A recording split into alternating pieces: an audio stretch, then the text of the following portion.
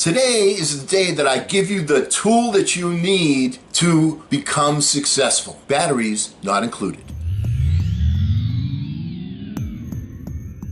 Hello again, everybody. I'm Eli's dad with Project Eli, where we educate, lead, and inspire. And I'd like you to join Eli and me today as we go over disclaimers, reasons why either companies or individuals can't get something done, and how to overcome them.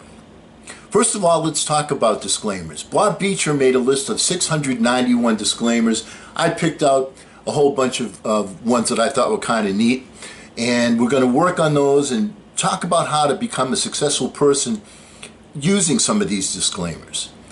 First of all, what is a disclaimer? Well, it's a statement that denies something, especially responsibility, or it's an act of repudiating another's claim or renouncing your own claim.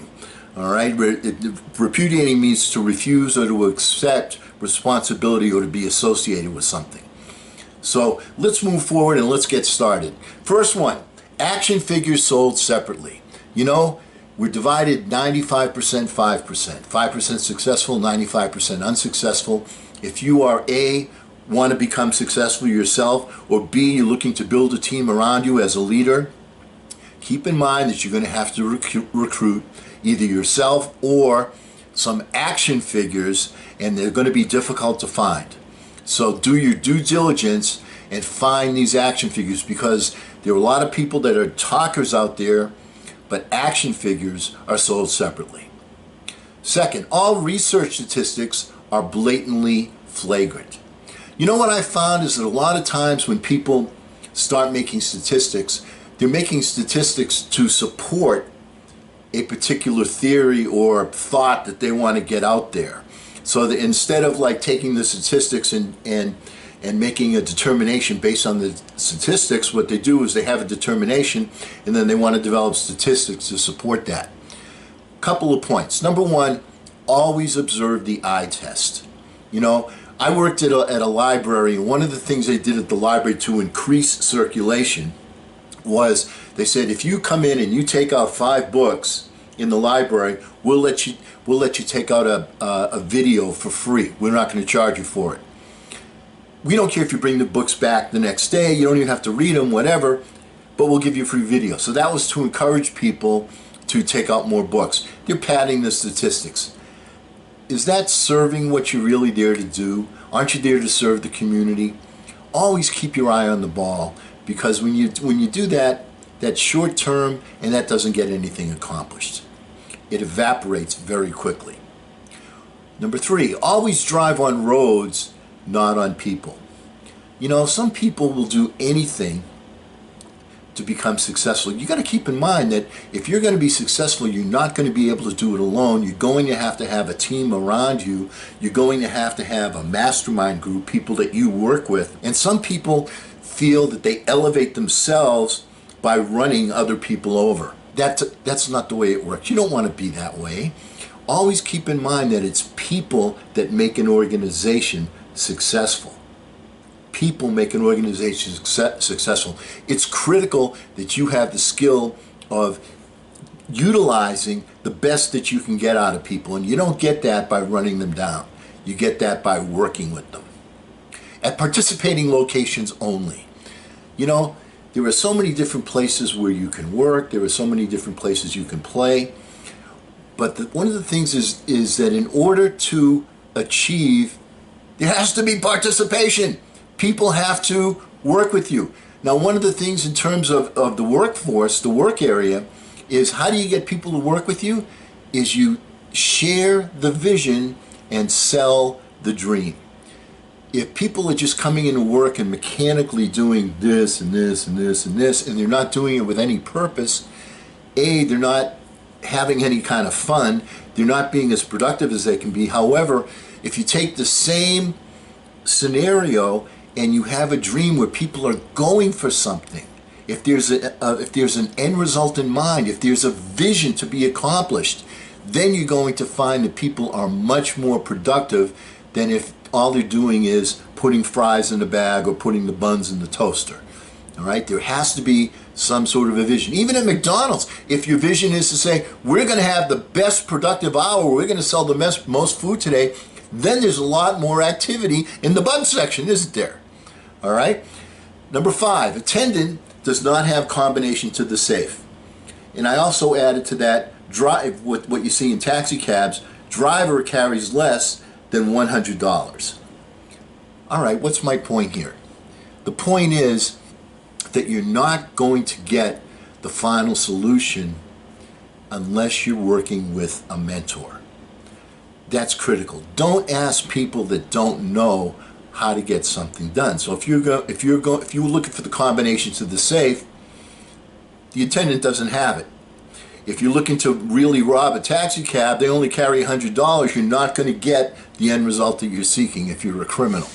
The same thing happens to work in the civilian world. If you're looking to achieve great things, don't stick around with a peer group where the knowledge is limited. If you want to achieve great things, you need to find a great achiever to emulate, to model. That's the key point. Number 6, by using this system, the user consents to such interception, monitoring, recording, copying, auditing, inspection, and disclosure at the discretion of authorized site personnel. What that means is that when you're the leader of an organization, you must continually inspect to expect and expect to inspect. And what that very simply means is that you have to keep your eye on the ball. People have to know what it is that you expect them to do.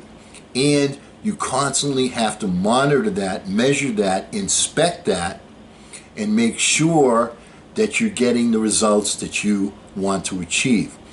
If you don't get those results, then you need to take a step back and you need to review and you need to give some, in either case, whether the results are good or bad, you need to give feedback. Feedback is the breakfast of champions, both positively and negatively.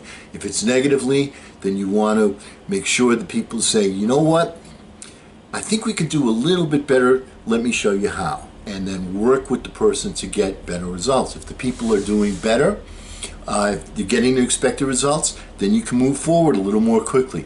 But you must inspect to expect, which means you have to take a look at what's going on, and expect to inspect, which means people have to know what it is you expect the results to be. Number 7, caution. Hot coffee is hot. Now this comes from an incident that happened at McDonald's where somebody bought some coffee, they spilled it on themselves, they took them to court and they won a huge settlement.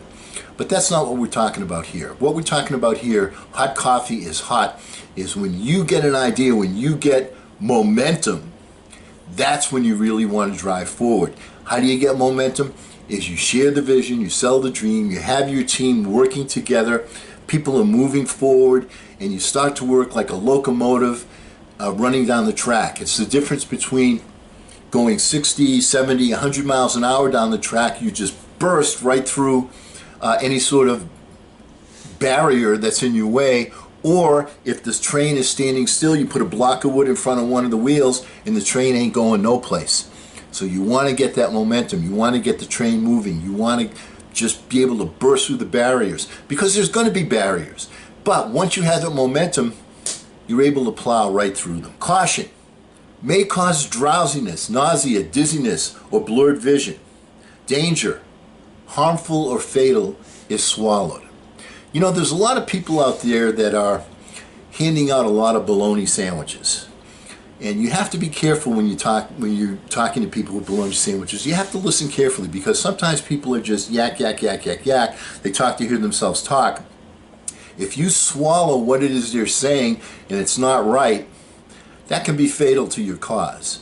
So be judicious about the people with whom you hang around with. And I'm talking both in the workplace and socially, because you become part of the 5 people that you hang around with the most. All right, so be very, very careful to choose your associates very, very carefully. Your peer group, and like I say, in all respects. In all respects. Contents under pressure. Number 9. You know what? Everybody has pressure. Everybody has situation. Somebody has a health issue, somebody has a financial issue, somebody has a spouse issue, a child issue. Everybody has circumstances. So you need to be cognizant of what's going on in other people's lives. You also, by the same token, in your life have to respect that other people have issues and you need to perform your job. You're expected to get the job done. Yeah, I know you got this on your mind, I know you got that on your mind, but what you have to do is you have to have that tunnel vision when you're supposed to perform to get that job done, because you're not the only one that's feeling pressure. And to be a productive team member, you have to do your part. Discontinue use if rash develops. You know, some people will continue to do the same thing over and over and over and over again. And they'll talk about, oh, I don't have money for this, I don't have money for that. You know what? Change. Make some changes. Be productive. Make some changes. If you have a rash, you're not going to, when you eat pizza, and every time you eat pizza, you get a rash. You go to the doctor. Is the old joke about the doctor is like, every time I do this, it hurts. What does the doctor say? Don't do that anymore. All right? Don't eat pizza if it gives you a rash. If the things that you're doing are not moving you forward, if they're not making you productive, if they're giving you a rash, change them. People tend to be comfortable doing the things that they're in their comfort zone, and then they complain about why they're not getting results that they want. This is just common sense, but common sense is not common practice. Do not iron clothes while wearing. This is a real disclaimer. All right? Do not iron clothes while wearing. What does that mean? Well, have you ever been at the workplace and you have somebody yakking about, oh, this guy's not doing any work, that guy's not doing any work, and while he's doing it, he's sitting there drinking a cup of coffee and eating 12 donuts? So don't iron your clothes. Don't be talking about other people at the same time that you're sitting there doing nothing. All right? I find that incredibly irritating. There's a particular person that I used to work with that did that all the time, talked about, oh, this guy doesn't do this, that guy doesn't do that. And he was the laziest person on the planet. Do not use orally after using rectally. This kind of tied into what we just talked about. When someone's talking out of their backside, don't repeat what they said. So don't use orally what they gave you out of their backside. Be judicious about the things that you say. If you're going to say something and it's going to be hurtful for somebody, try avoid saying it. If it's not going to progress, if it's not going to move the cause forward, there's no sense in saying it. It's pretty simple. Number 13, dramatization. A couple of things. First of all, I look at this two ways. First of all, aren't there some people that just make everything a drama? Eli, when you were younger and this would happen and that would happen, what did I used to call you? I used to say, you're the drama king. All right, you make a big deal out of everything. All right, don't be a drama king and don't be a drama queen. Now that's on the one hand.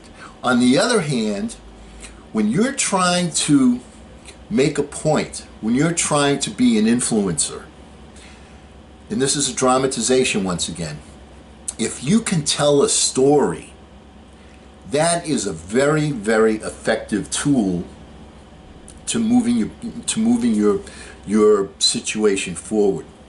People remember stories. They retain stories. They don't retain facts as well as they retain stories. So if you can give some sort of a dramatization to something, that's going to be a more effective way to be an influencer. But don't be a drama king or drama queen yourself. Don't, because then you become the story and people remember that. So they kind of tied in. Eating rocks may lead to broken teeth. Some people will swallow anything. And if you eat things that are ridiculous, all right, if you swallow things that are ridiculous, then you're going to have broken teeth, all right? It's not going to work for you. So don't do dumb things. Don't consume, there we go, there's the word I'm looking for. Don't consume stupid ideas from stupid people. You don't have to put them down, but just make sure that you put up your filter. All right, so before you put something in this area, make sure that it's something that's consumable. Elvis has left the building. Now, for those of you that are younger, you may not know this. You may not, certainly you're not going to remember this, but Elvis was like such a phenomenon. When he would go and he would perform, and the crowd would stand and they would scream after he was done, and he would come out for an encore, and then he would leave, and then he would come out for a second encore, all right, and the crowd would still be screaming for more and more and more.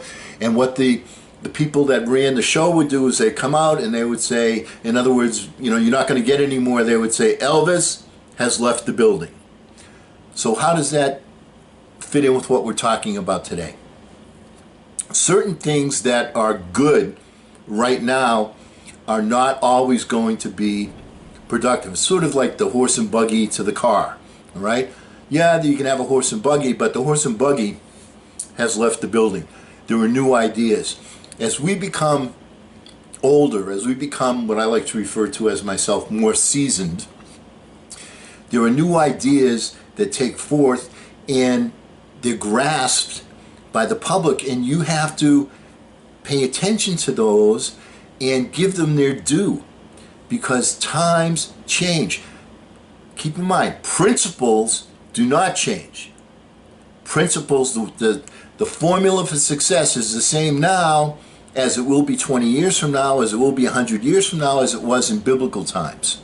All right? The vision, seeing it happen, taking action step by step, making corrections, measuring, those types of things, though the principles always remain the same. However, the way that you get there is not always the same. As an example, years ago, the example I like to give is I had to walk through, 8 feet of shag carpeting to change the channel. Times were very, very difficult when I was younger. Now all you do is you press the remote, you change the channel, and you get so many different, more different channels, right? So as times move along and there are more things available, you have to make adjustments. So you can't always stick to what you had. Elvis has left the building. Employees and their families are not eligible. If you want to be a super achiever, you cannot have the employee mentality. You must have the entrepreneurial mentality. The employee mentality is, I'm a 9-to-5 guy. That's not in my contract. That's not what I signed up to do. I'm not doing anything extra. That's the employee mentality. If you want to be a super achiever, you have to say to yourself, time is not the factor. What's the factor is the result, is getting the job done. And if I have to do this, which is an extraordinary thing, something I'm not used to, something that puts me out of my comfort zone, then I'm willing to do that. That's the difference between being the boss, between being the owner and being an employee. You can't have an employee mentality if you want to be the super achiever. Exclusions may apply. There are certain laws, there are certain scenarios that come up in life, and amongst them, you say, well, how come he doesn't have to do it? How come that one doesn't have to do it? You know what? I always found it that irritating under the heading of, that's not fair. That's not fair. I mean, when you're a kid, when you're a little kid, mommy and daddy always made sure that, oh, hey, that's not fair. You were watching the TV. Now it's his turn to choose what we're going to watch. We try to make things as fair as possible. But one of the things you have to realize when you become an adult, life ain't fair. It's not fair. Exclusions are going to apply. Some people are going to get a better shake. It all will even out in the end, but some people are going to get a better shake to begin with. And you have to overcome that and not whine and whiz and moan about it, but just accept it, because, once again, life is not fair. Exclusions may apply. For entertainment purposes only. All right, I use this one one of the things that if you want to be a super achiever, one of the things you want to do is you want to learn more and more and more and more information. And so what you do is you watch a video like this, or when you're in your car, you're listening to pundits that are teaching you something. You can learn languages while you're driving. You turn quantity time into quality time. However, if you only listen to something one time, all you're doing is entertaining yourself. It's one of the learning hacks. If you want to read a novel, and you just want to go through it, that's fine. But if you're reading a book of substance where you're hoping to advance yourself forward on an educational level, you want to take notes, because the bigger your reach is, the more times you repeat something. I learned closes driving back and forth from Santa Cruz to San Jose, a 15-minute drive back and forth, by listening to this tape over and over and over and over and over again, and I became the guy that was teaching the closes. The same way when you're in your car and you start singing along with the song on the radio, you didn't go and buy the sheet music. How did you learn it? Because you heard it over and over and over. And you can sing it, you can sing the harmony, you know the rhythms, you know everything about the song. It just comes to you. Repetition means retention. So that means listening to something over and over again. That means when you read something of substance, take notes, because the more times you put it in here, the easier it's going to be to remember. Don't make it for entertainment purposes only. People say, oh, I watched that video. But did you own it? Did you retain it? That's the key thing. Excuse me. Fragile. Especially in today's times, this is once again another of the disclaimers. Fragile. Aren't people super fragile today? One of the mentors that I had was somebody that he would drop F-bombs like nobody's business. But I knew that he was somebody that knew what I wanted to know, that had done things that I wanted to do, and was earning the income that I wanted to earn, to be quite candid with you. So sometimes you run into people like that. Now you can be, one of these people. I mean, if you want to find politically incorrect stuff with everybody, you can. As a matter of fact, there are people that spend their lives doing that. Oh, he said this, and I took it like that, and I'm sensitive, and stop being so fragile. All right? Get out there, find substance, retain the substance, and move forward from the substance. And don't be so concerned about what this guy said or that guy said or how they said it or whatever. You can carry political correctness is something there's importance to it. All right? There are certain phrases, Eli, that you use that I've said, stop using them. They're not right. Don't do it.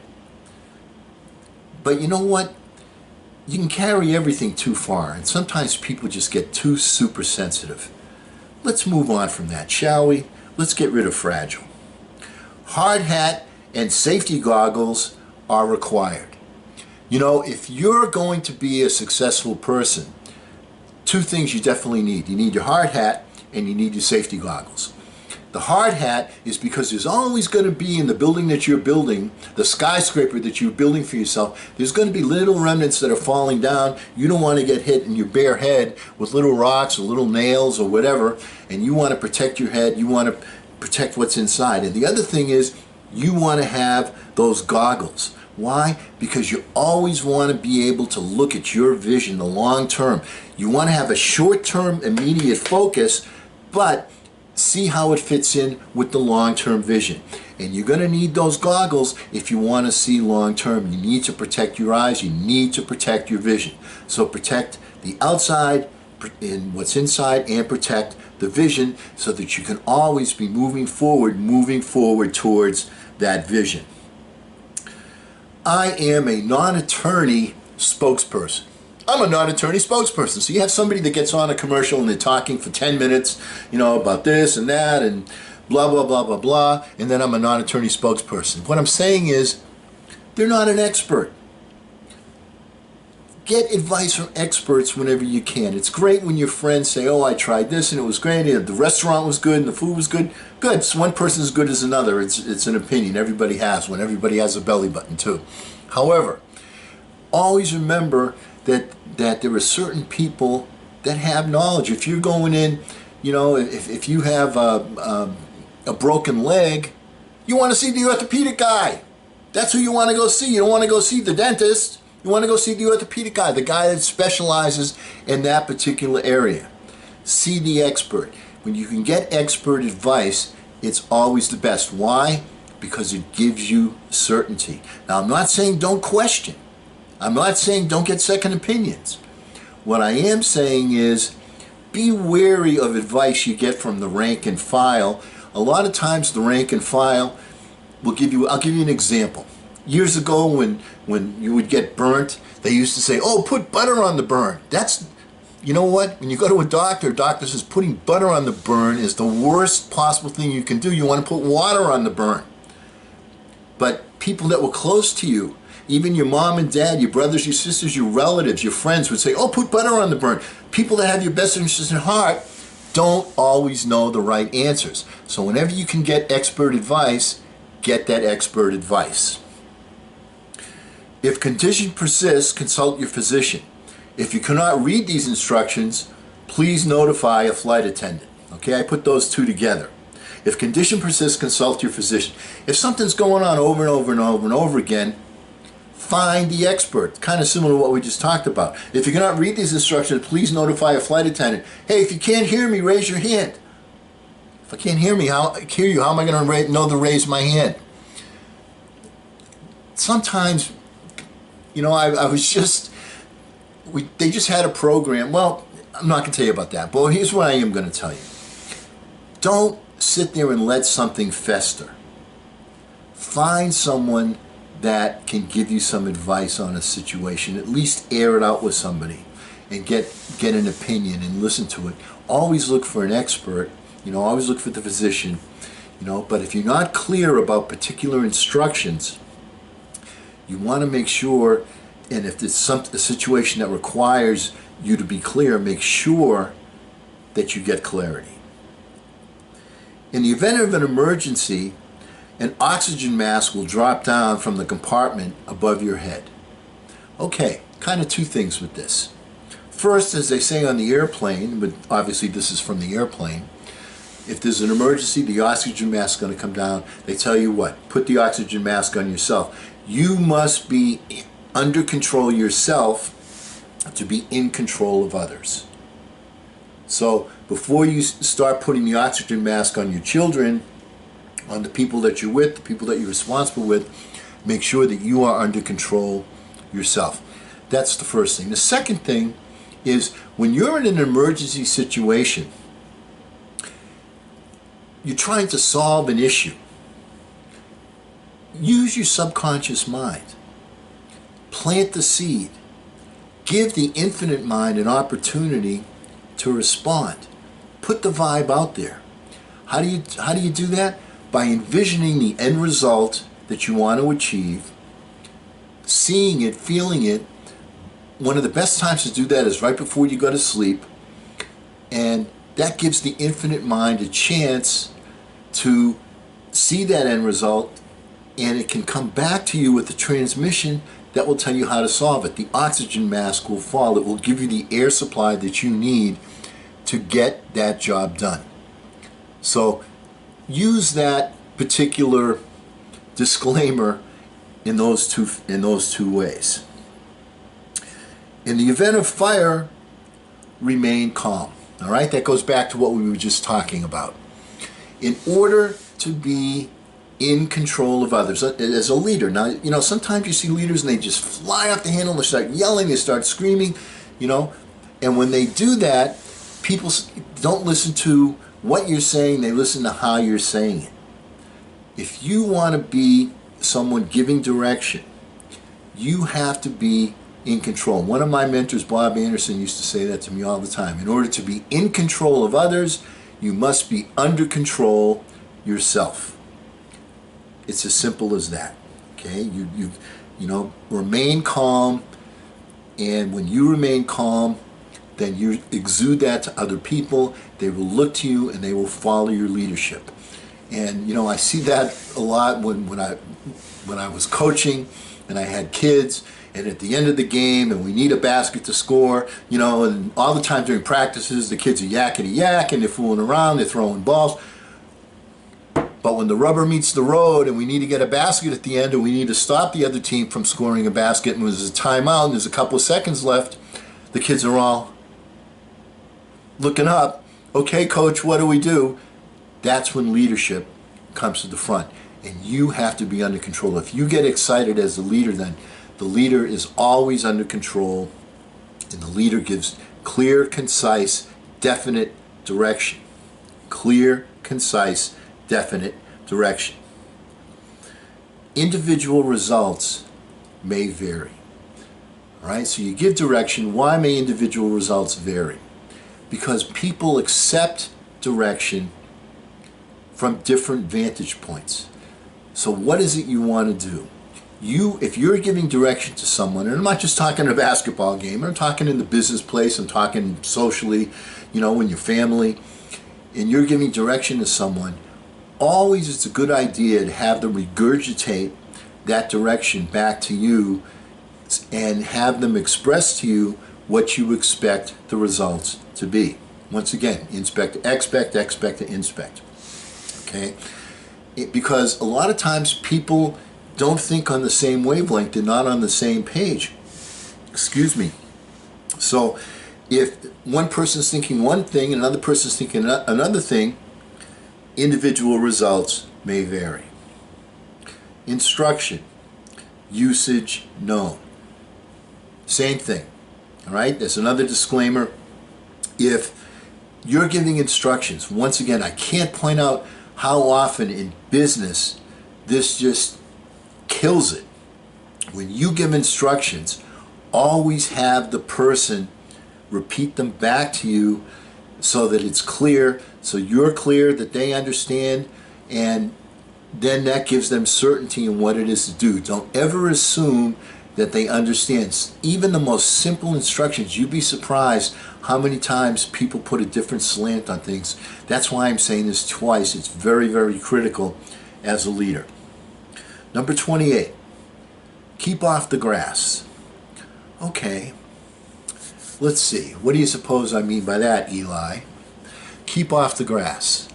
All right, well, everybody likes to go out and have a good time. I amongst them. I'm not somebody that particularly, I can't even remember the last time I had a drink, but that's not, you know, neither here nor there. I recognize, and I've had a drink or two before. The point is, you must be judicious about when you partake in things of that nature. Use good judgment. I'm not here to be on a platform to say, don't do this, don't do that. You know, when you do things in moderation, when you do things in a timely manner, when you do things in the proper setting, everybody needs to blow off a little bit of steam sometimes. All right? And I'm not opposed to that. You know, you want to have a singleness of purpose, but there's, you know, part of playtime, having a singleness of purpose, your body's got to relax, it's got to regenerate. You know, it's good to have a good time, it's good to socialize with other people. But you want to exercise good judgment in your usage. Do it in the right time frame, with the right people, in the right place, so that you don't get yourself in trouble. I'm not going to get on a soapbox about when you're driving, all right, or when you go to work. I mean, sometimes, you know, you go to work and you see people and they're like this, and it's like you say to yourself, why is this guy even here at work today? You know, it's like his physical body's here, but his mind's not here. Show good judgment. And people make judgments about you when they see you that way, you're not fooling anybody. You know, a lot of times you can smell it on people or whatever, and it's disrespectful and it's not productive. Once again, I'm not getting on a soapbox. Everything has its place in moderation. In moderation. So keep off the grass. lay flat on the ground, light fuse, get away. Obviously, is a disclaimer for fireworks. It's also the disclaimer for what we talked about only a moment or two ago, is when you're laying in your bed, right before you cross the border from consciousness to subconsciousness, lay flat on your bed, light the fuse, have the vision, send it out into the universe, and then let it go. Let it go. That's a key element. All right? You can't be thinking about it. And one of the key mistakes that people make, I mean, we're talking about creativity here. How do you get creative? You have ideas. You see the end result.